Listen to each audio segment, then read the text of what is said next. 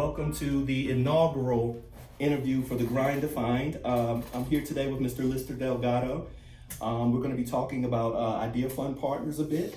But I wanted to start off, I know I sent you a list of questions, but I kind of wanted to start off with a little bit of a personal, I guess, testimony, if you want to call it that. I've had the opportunity to sit in front of you, not do my own pitch, but to listen to other people pitch and to hear some of your feedback. And I've also been able to get feedback from you on my own idea. And I just wanted to state that, to be someone as successful as you are, and obviously I name drop your name all the time to people, not that I, have a close relationship with you, but just to kind of let them know what type of person you are and the opportunities through networking that can present themselves. And I often will, like I said, drop your name and I'll say he's such a brilliant guy, but the thing that I like about you besides the brilliance is the accessibility, which is evident by something like this. So I wanted to say, first of all, I appreciate everything you've done for me, all the guidance you've given me over the years with different, some of them rather harebrained ideas, but you always give me really good feedback, and I appreciate that more than you know. I appreciate those words. Not a problem. And so to that end, I'm familiar with you, but I was hoping you could kind of bring the viewers up to speed on what it is you do and your outlook on small business and startups. Okay. And I will try to keep it short and simple. We are a seed and early stage venture capital fund, which means we are investing in a very small subset of businesses, investing in really high growth businesses that have the potential to be provide a good return on the invested money. Gotcha.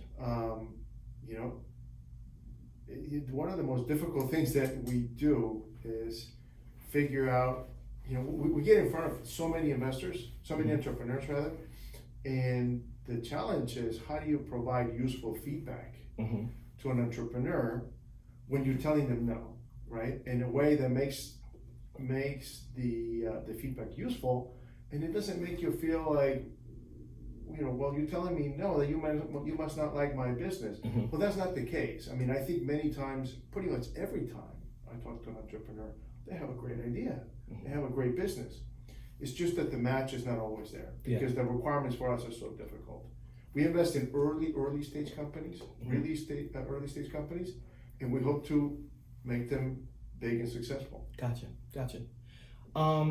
Your bio says you're passionate about entrepreneurship, company formation. You've been an early stage investor and advisor to entrepreneurs since early 2000s. Why do you think you're so passionate about startups, and what is it that's so interesting to you or exciting about being in that arena? Is it the opportunity to honestly make money, or is it just helping to build something as well? No, I think venture capital is one of the slowest ways to become rich. I think if I wanted to make money, there's many other ways to make it much more easily. So I'm an engineer by training. I worked as an engineer for 5 years, designing hardware, designing software, designing systems. And I don't think I have to explain to any entrepreneur why entrepreneurship is just so exciting. Yeah. But the way I think about it is building startups, it's not that different than being an engineer. What I was doing before, it's just that the building blocks are different. So, I am in front of entrepreneurs who are incredibly excited about the work that they do. Each one of them typically is trying to change the world for the better. And they are giving their entire lives typically completely all into these businesses. So how can I not be excited by being always learning, surrounded by innovators who are trying to change the world? I mean, I think it's just the most fulfilling thing one can do. Yeah. And it's interesting, as a bit of an aside, a funny story when you mentioned you being an engineer. I was pitching an idea, just practicing, and I got in front of, I was going to be in front of, I believe his last name is Palmer, Miles Palmer with Eight River. And I was so nervous the night before, and I called one of my friends, and I was like, God, dude, I'm so nervous, I don't know what to do. And he gives me this advice that under normal circumstances would be very sage advice. He said, man, look, you're the expert on what you're talking about. It's not like he's a rocket scientist or anything. He is a rocket scientist. So when I Yeah. get there the next day and I start the pitch not before I even start the pitch, he starts talking about his background a little bit, and he mentions that he's a legitimate rocket scientist. Yeah. And so all the You little got- confidence I got went right out the window. Nervous. Exactly. Well, I'm not a rocket scientist, I'll tell you that. All right, But he's great. a nice guy. Oh, he's a great guy. He's a great guy. And the other side of the house, and aside from the investor side, being an advisor, what does that look like? What is your role as an advisor? Have you ever run into? Well, I'll save the next question for after you give this answer. Well, I am an advisor, I think, because, the perspective that investors have, one of the awesome things that I have is that I have the privilege of seeing and talking to so many entrepreneurs. So like, I think if I didn't do this, I might enjoy being a teacher.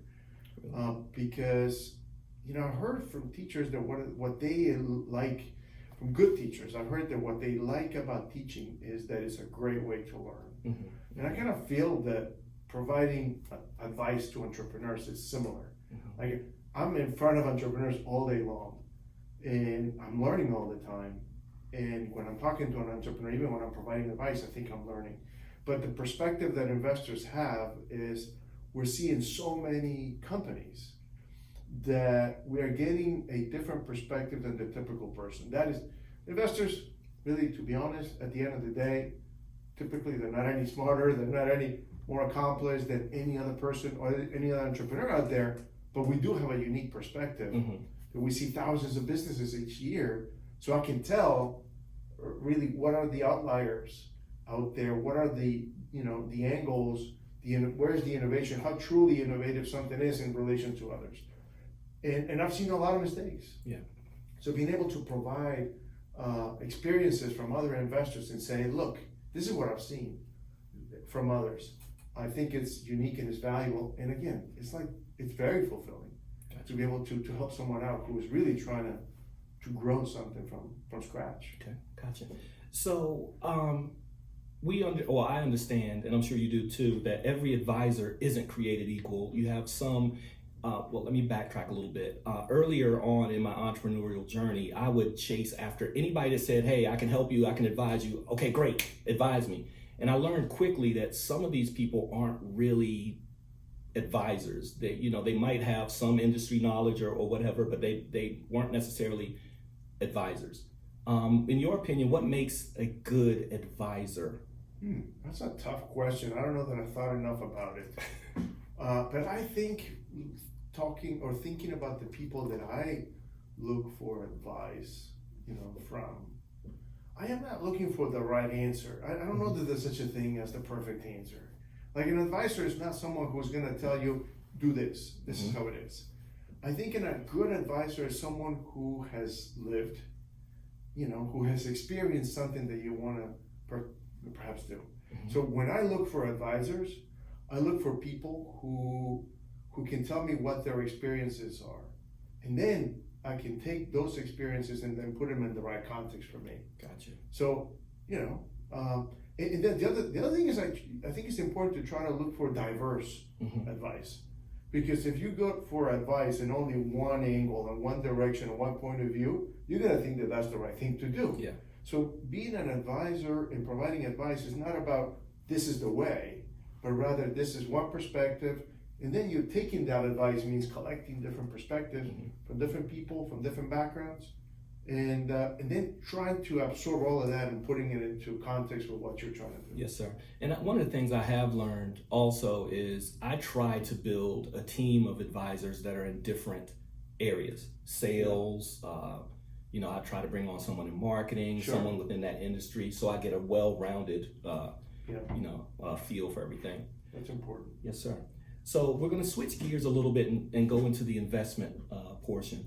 So, you guys have a very impressive list of portfolio companies. So one of the obvious questions I would have is, what do you look for in a potential portfolio company? Is it traction that they already had? Is it the strength of the team? I know it's a combination of everything, but if you were to pick one thing maybe, the person. The If person. you're gonna pick one thing, so we are called Idea Fund Partners, but we really do not invest in ideas. Mhm. We're investing in people. Mhm. And the person building the business is the one thing that you have to pick. Mhm. And the rest is just details. Okay. So when you're looking at that individual, what is it that you look for? Is it that they pick nice, sharp vests to So wear? that's important. That's important. But besides that, so there's a lot of things. So again, one of the benefits of being an investor for a long time is that you pick up these little bags of tricks and nuggets and say what makes a good investor, perhaps, right? It can also be dangerous because you can't just look backwards and look at what you did in the past, because then you end up repeating your mistakes. Yeah. So you got to actually look for things. But the one thing I've learned that seems to be the common trait in the people that we tend to invest in is deep understanding of the business, a deep knowledge of what's going on. And that's just not something that you can fake, right? I think sometimes you find people who are experts in an industry and they just know it because they lived it. Other times you have people who are young, driven, and they just study it and they just learn it. It's very difficult to start a business, to build a great business, when you don't truly know what are the drivers, what are the things that you have to do in order to make your business successful, to have a true understanding of that business. So knowledge of your business and understanding of your industry is probably number one, because with that comes many other things, and usually the plan and everything else derives from that. Okay. So I mentioned earlier that I've had the privilege of actually, I don't think I've pitched in front of you, but I've sat in the room when you've had some pitches done. And I was wondering, I've always been interested in what makes one pitch better than the other. So I guess in short, what I'm saying is, give me some examples of a great pitch that you had, and then maybe share with us some examples of one that went horribly awry. So believe it or not, we really don't focus on pitches too much. Pitches can come in all kinds of ways. To me, the best pitch is a conversation like this with an entrepreneur that truly is telling me, look, this is what I'm doing. This is why I think this problem is huge and unique. This is what I've done.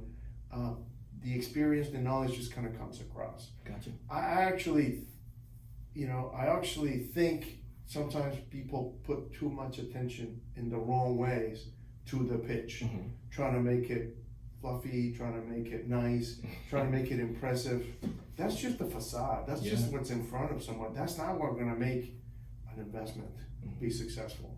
So, I actually always try to discourage people from focusing too much on the pitch. If you know your business, the pitch is going to come through. Now, you do want to prepare. And you do, whenever you have a conversation with a customer, with an investor, with anybody, you want to prepare. You want to understand, what do they want to know? What are they are after? What are they thinking?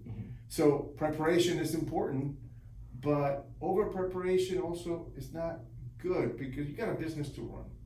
So typically a pitch is going to be something that you need to prepare for, and typically you don't need to prepare about the knowledge on your business. If you understand the context, how you have to present the idea in context to the person that you're talking to, that's usually good enough. Okay. Yeah, and I did that. I made that mistake a lot. I went online and studied everybody's pitches, Airbnb's deck, and you lose when you do that. When you look too much at other people, you kind of lose the spark that makes you unique. Yep. It makes you different. Your personality, and not the personality itself is important, but you don't come across as a genuine, right, presenter. Yeah. So preparation is good, but over preparation can be dangerous. Yeah, and I learned that so early on, because I was patterning every deck after Kawasaki's model or Dave McClure's model for decks, and as you mentioned, you kind of lose your own personality. And once I saw that I was almost parroting what they would have done in those situations, I was like, no, I got to put my spin on it, my personality, my soul in this. They don't know my business like I know my business. So I'd make sure I touched on the important stuff, but then, put my soul into it. So I understand exactly what you meant. So once you guys decide to invest in a company, what role does your organization play at that point, moving forward? Well, we are partners. When we invest in a business, it's, we engage in partnership with an entrepreneur. And typically is for, 5, 6, 7, 10 years. We do whatever we can to help make that entrepreneur successful. We're not part of the management team, clearly. We're not trying to tell an entrepreneur how to run their business. Hopefully we're picking great entrepreneurs and they're gonna figure it out. But it's always useful to get the support of an investor. So what does that mean? Typically, we sit on boards. We help with strategy if they need it. That we have an opinion. We are going to be opinionated, but in the end, it's going to be the decision of the management team. We, early on, we tend to help with things like making the first few hires, getting the first few customers. One of the most important things that we can do for investors is helping them raise the next rounds. We have invested in a lot of companies, and we have invested with a lot of other investors, and we've invested in underserved markets, which means there are not a ton of investors in those places. So getting those second checks, it's really a big deal. Absolutely. And we have relationships with a lot of investors that know us and trust us. So getting that continuing funding is an important thing that we work hard towards doing. Gotcha. We just try to get out of the way, to be honest, most of the time. But every once in a while they say, I need this. And being an entrepreneur is a pretty lonely job. You got pressure from many places. So you don't want to be an obstacle. You just want to be a sounding board, a support, sometimes a shoulder to cry on. It's a fun and interesting activity. Gotcha. So a lot of the entrepreneurs that I've talked to, as well as investors, I seem to get there's a common denominator of when we're talking about money for startups.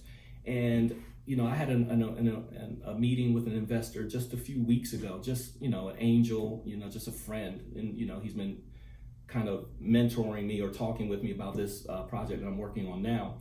But he was saying, he said, and it mimics a lot of other people, there might be enough money here to get you going, but eventually you'd have to move to the, to the valley or to the West Coast to actually grow your business. Hopefully not. Yeah, that's what but that's what I had heard. And a lot of the startups or, very small startups, they seem to get that same kind of vibe from other people.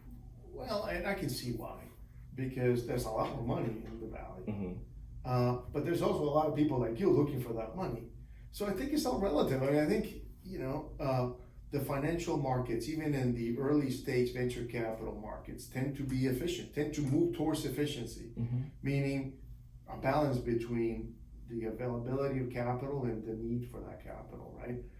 But of course, when the markets are small, like in the venture capital side of things, there's a lot of inefficiencies along the way. There's these valleys and cliffs. When you think about the market here, there's probably 3 institutional investors in technology locally that will write a check to an early stage company, including us. You think about each one of us is writing maybe 3 to 5, making 3 to 5 investments a year. You think about that, right? And there are 15, what does that mean? 15 companies? Even if, we may not be investing only in North Carolina. Now, there's a lot of other people writing checks. There's individuals, there's angel groups. So it's not like institutions are the only ones, but let's just think about the institutions, right? The VCs. That's 15 businesses maybe that get funding every year. How many businesses get started every year? To deserve funding. Point. So what happens is, if you're in the top 15, you're going to get money probably, and there's a lot of great businesses out there. But if you're 16 or 17, you feel like there's no money here. So that's how I would say it. The answer to the question of whether we have enough money here locally for early stage businesses is a yes and a no. Gotcha. There is plenty of money for the top. But if you're below a certain level, you may be out. And the other thing is, if what you're doing doesn't exactly match the kinds of businesses that I like to invest in, you may be out of luck, right? And it's not an issue of you're not a great business. It's just that maybe I don't invest in that kind of a business. Yeah. Mm-hmm. Then it's more difficult. So there's many companies in New York. We have a portfolio company called Pendo. Mm-hmm. They're here. They raised little company. 206 million. There's only a 6-7 year company. Mm-hmm. They raised $206 million here. They never had to move. Now a lot of the money Wow. has come from outside, Mm-hmm. so you can build a big business here. Now, if you tell an entrepreneur, maybe that entrepreneur that is number 20, and it's not because number 20 meaning I'm the 20 best. No, it's just because the fit may not be there. Mm-hmm. Some of them may have to move to the valley, but when you go to the valley, it's not all a panacea either, because it's still challenging. It's just a bigger market. There's a lot more. Yeah. And I feel like the Valley just has that name kind of built up as, the place to be, the place to go. It's easier. Yeah. I mean, it is true that it's easier. You're going to find, so when it comes to match, that's where you're going to find more success. You probably are going to be able to find an investor who invests in whatever it is that you're doing. Mm-hmm. Versus here, there's fewer investors. So be able to find that perfect match of investor is more difficult. Yeah, at that point, what you're saying is it's kind of like a math game. Yeah, it's a numbers game. But a good business that starts here, it's going to find the money here. Understood. They don't have to move to the valley. Okay. A great business, I should say. Understood. Okay, so me being from a very small town that you've probably never heard of called Wallace, North Carolina, I'm kind of passionate about small towns and educating people from those towns and business startups and things. And I know that there's a lot of potential companies, and this is probably a question more for John Austin. I have an interview lined up with him later. But do you know of does NCIDEA or any organization plan or do outreach to those kinds of areas and rural? Yeah, I know that NCIDEA is doing a lot of work in that regard, but obviously from my perspective, it's very difficult. Mm-hmm. To go to Wallace, because we because of what we do, it's only. I mean, our team is 5 people, and we invest we have companies.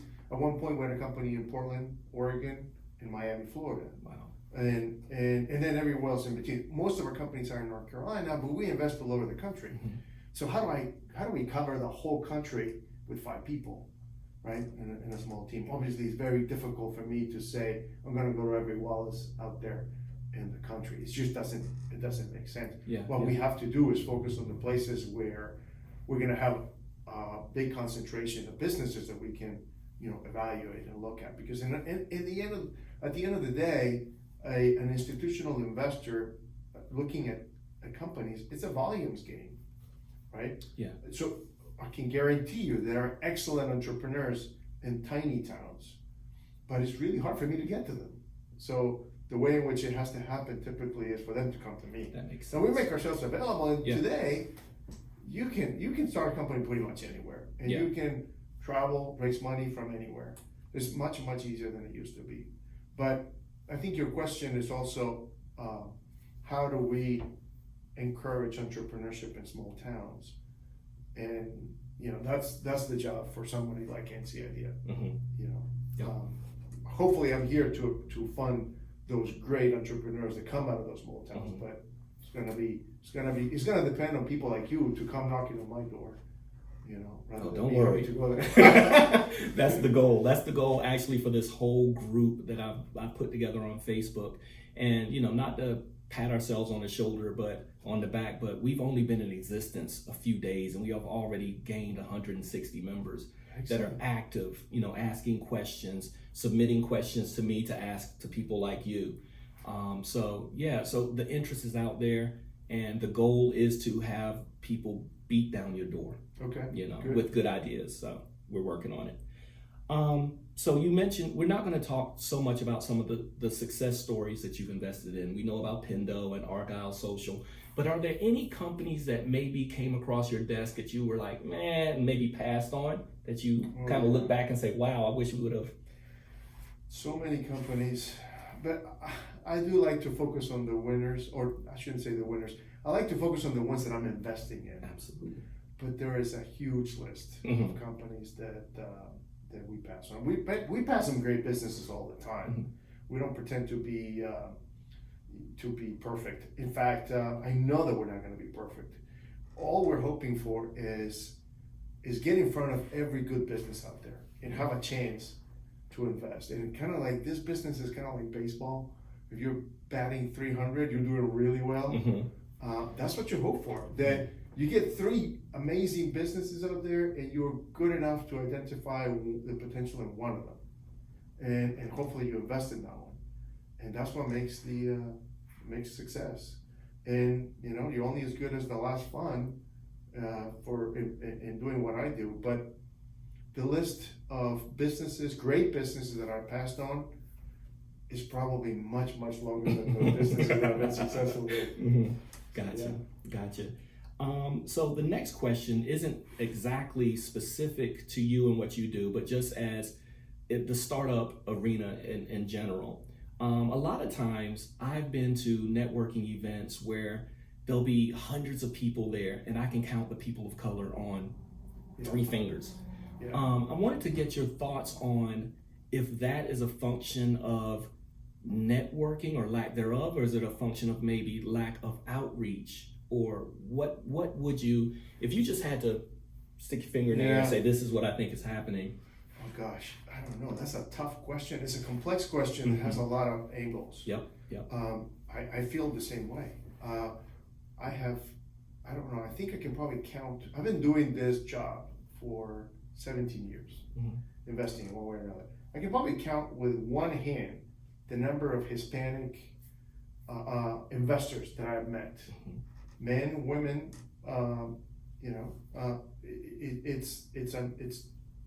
It's very difficult. African American too. Yeah. So investors, you're talking about entrepreneurs, also, which same thing. The problem, I think, is just that it's a vicious cycle. You invest in people that you know, and you tend to know people that look like you, that talk like you, that have similar cultural experiences, and can understand you. Yeah, and it's not necessarily that it's a consciously biased issue, right? Like, it's not like people are saying, I'm not going to invest in people, that have this skin color. But if that's who your friends are, I know that I invest in people that I know and trust. Like I said, this is not about investing in ideas; it's about investing in people. Absolutely. So, and you're gonna if you meet someone and you develop a relationship, you're gonna be more likely to invest in that person than in someone else. So that's what the problem is. That if you don't have enough investors of color out there, Absolutely. you're not gonna have enough entrepreneurs of color receiving funding. Because that's that natural, part of human nature.